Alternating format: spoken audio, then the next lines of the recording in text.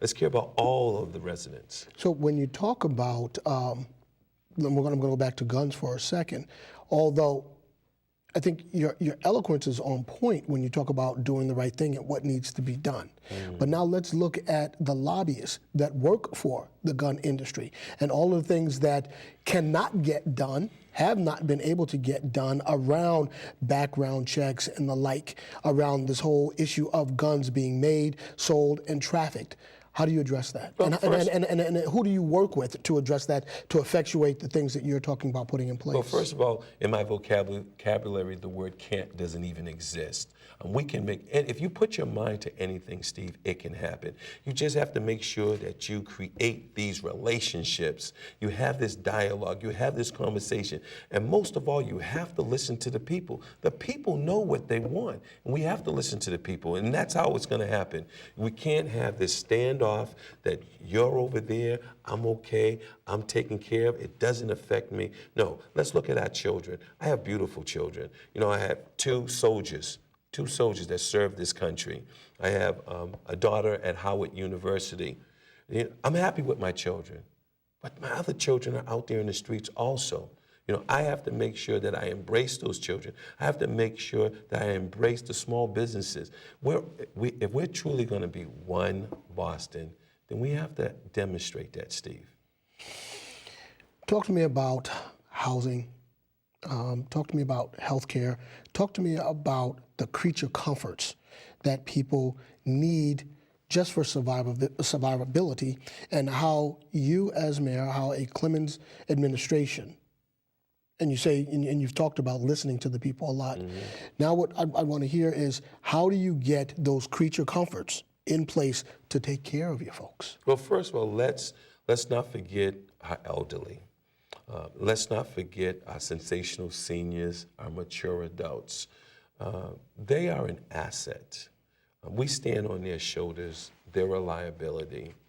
They are actually living under a threat, Steve, of losing their homes.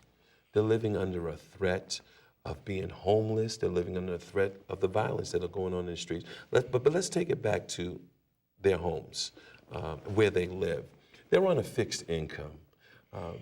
Who in their right mind would have our elderly living under a threat of losing their homes, of being homeless? It's not right. And Steve, I'm just saying that, again, it's not rocket science.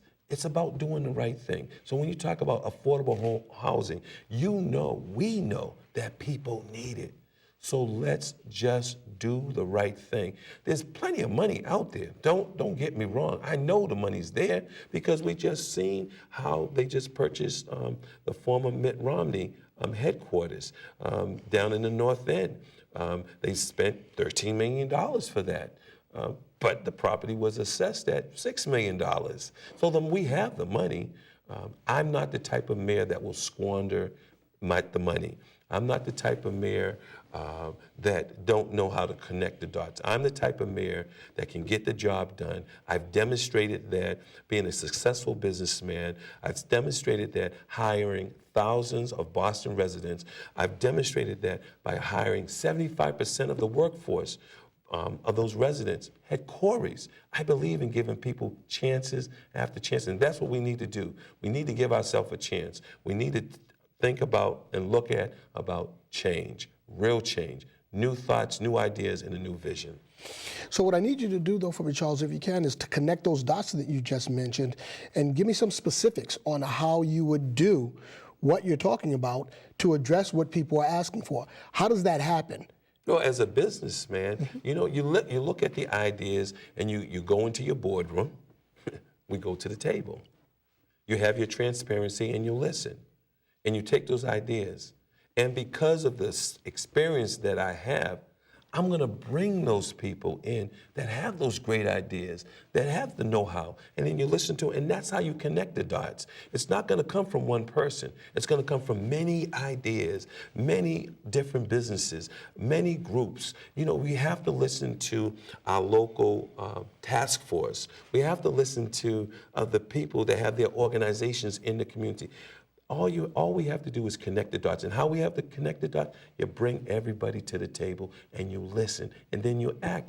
Again, it's not rocket science to do the right thing. Is this listening presently not happening in our legislative discussions or lack thereof, in your opinion? I will say that if you look at the condition of our city, we don't have one Boston. We have two Bostons. We have the haves and the have-nots, the served and the underserved. So I think you have answered your question. This is what I love about you, Charles.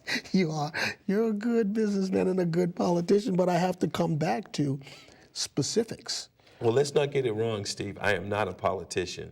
I'm just your brother. Talk to me about that. I am from the community. I am a man who sees something that needs to be done, and I'm going to do it. I'm not going to sit back and wait for someone to do it. You have to do it. When you see a problem in your home and you know that boiler needs to be fixed, you will attempt to fix it yourself. If not, you ask for help. Well, I am that type of person. If I can't do it, I ask for help, and I listen, and I watch. I am a product of the city of Boston. All those people that have have crossed my path, even you, Steve. And I watch you and I listen to you. And that's what we need to do. We have to have this common ground, if you will. And we have to listen. And we have to take the good and separate it from the bad and just do the right thing. So I've only got a few minutes left. Before we came on the air, you mentioned to me that in short order, the candidates of color are going to get together and have a conversation. Talk to me about that. This is a beautiful thing. It's never been done before.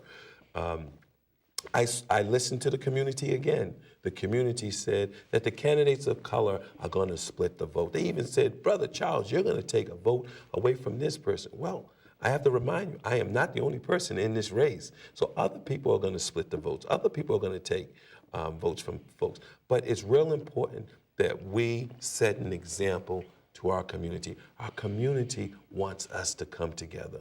So we need to set an example. We need to make it happen. And then I was sitting down with my civics teacher today who said, Charles, you know, it's not a good thing that you just call the candidates of color together because you're going to scare the other residents. And I'm going to say, no, there's no need. I'm a candidate for all people. However, Steve, I know charity starts at home first, and there is a lack of unity in our community. And I just can't sit back and stand and listen to our community say that we need to come together. No, we're going to come together. And that's why I'm so glad that the candidates of color have decided to meet 8 o'clock in the morning, and we're going to discuss the issues of our community. And we're going to get to know one another. Who's moderating this? Oh, the Honorable Mel King is the moderator for this fantastic event. He ran for mayor, made it into the finals 30 plus years ago. So this is a historical year. He's a legend. He's a mentor. He's my mentor. He's a professor. He's an activist. He's a father. He's a grandfather. By the way, speaking of the Honorable Mel King, did you know that he has had a brunch at his home every Sunday for the past 45 years? Now, you talk about commitment. That's the type of person I look up to and I try to emulate. Okay, so we've got about 60 seconds left. I want you to look into the camera, and I want you to talk to the folks out there and tell them why they should give you their vote for Mayor Boston. Boston, I'm Charles Clemons, candidate for mayor, a businessman, an entrepreneur, a family man, someone who loves his community, who always put his community before him. I listen to you, I hear what you want, and I'm going to make sure that the job gets done. You're looking at a candidate that can't be bought. You're looking at a candidate that won't take money from special interest groups. You're looking at a candidate that don't scratch where he don't itch and don't itch where he don't scratch.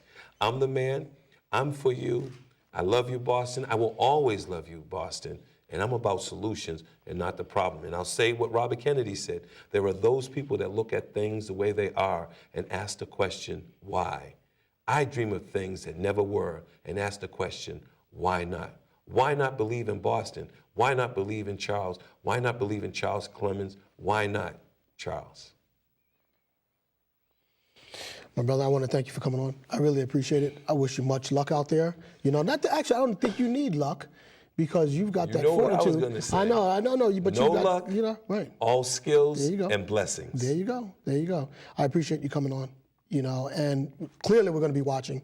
And as this progresses into the dog days or something, I'd love it if you can come back and talk to us a little bit more. I'll be back. Okay. It's an honor, Steve. Sheriff. My brother, thank you. All right, look, we're going to go to a commercial break, and then on the other side, we'll be back with another candidate for that great office of mayor of the Boston city, or the city of Boston. Stay tuned.